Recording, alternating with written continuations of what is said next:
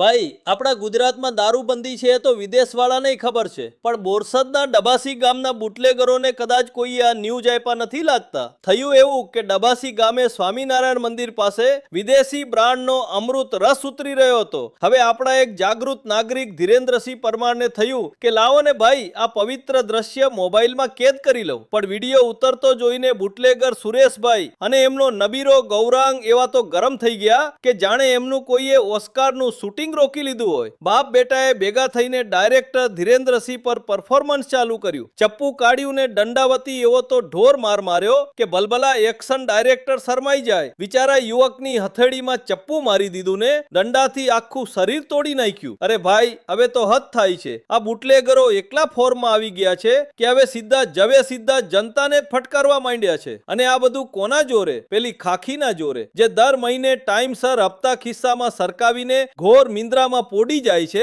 અને આ આખો કાળો ધંધો આરામથી ચાલવા દે છે. પણ હા, આ ખાખીવાળાઓને ખાસ ચેતવણીઓ. જે રીતે આ બુટલેગરોના હોસલા બુલંદ છે ને એ જોતા ભવિષ્યમાં જો આ બુટલેગરો ખાખી નહીં ફટકારે ને તો નવાઈ પામતા નહીં ત્યારે પાછા કહેતા નહીં કે વેલા જાગ્યા નહીં. હાલ તો બોરસદ રૂરલ પોલીસે ગુનો નોંધીને આ બાપ બેટાની જોડીને જેલના સળિયા કરવા મોકલી દીધા છે. તમારું શું કેવું છે આ